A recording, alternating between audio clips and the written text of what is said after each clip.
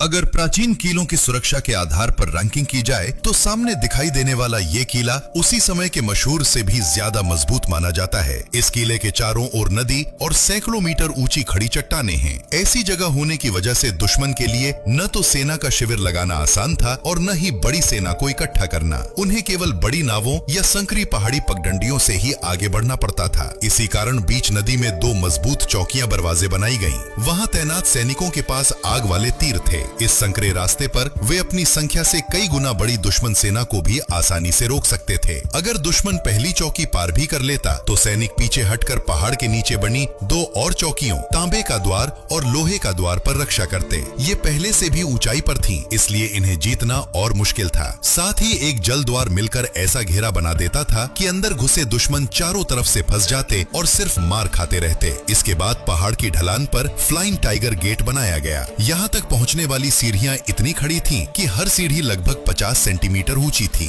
इस वजह से सैनिक ठीक से चल भी नहीं सकते थे और उन्हें घुटनों के बल या रेंग कर चढ़ना पड़ता था। ऐसी स्थिति में वे अपनी ढाल भी सही तरह नहीं उठा सकते थे। ऊपर खड़े रक्षक केवल बड़े पत्थर और लकड़ियां नीचे लुढ़काकर हजारों सैनिकों को भी रोक सकते थे। लेकिन सुरक्षा यही खत्म नहीं होती थी। ऊपर की ओर फ्लाइंग ड्रैगन गेट, चाओतियन गेट और फ्लाइंग फीनिक्स गेट जैसी 3 और चौकियां थीं। इन सब के कारण पूरे किले की रक्षा लगभग अभेद्य बन गई थी। हर चौकी दुश्मन के लिए किसी मौत के दरवाजे जैसी थी। फिर भी इस किले की एक कमजोरी थी। पीछे की तरफ पहाड़ पर एक घुमावदार संकरी पगडंडी थी, जहां से हमला करना सामने की तुलना में थोड़ा आसान था। इस कमी को दूर करने के लिए पीछे भी 2 और चौकियां बनाई गईं। इस तरह पूरे किले में 3 मुख्य द्वार और 2 निगरानी चौकियों वाली बेहद मजबूत सुरक्षा व्यवस्था तैयार हो गई। और इस तरह तैयार हुआ एक ऐसा प्राचीन पहाड़ी किला जिसकी रक्षा व्यवस्था बेहद शक्तिशाली मानी जाती है। ये किला मंगोलों का मुकाबला करने के लिए उसी दौर में बनाया गया था जिस समय ब्रिट बनाया गया था। बाद में जब के दौरान के स्थानीय शासकों को लगा कि जनता की जान बचाना जरूरी है तो उन्होंने पूरा क्षेत्र और हाईलोंगतुन मंगोलों को सौंप दिया। लेकिन बाद में के समय यहाँ के शासकों ने विद्रोह कर दिया। अंततः शाही सेना ने इस किले पर हमला किया और इसे पूरी तरह नष्ट कर दिया।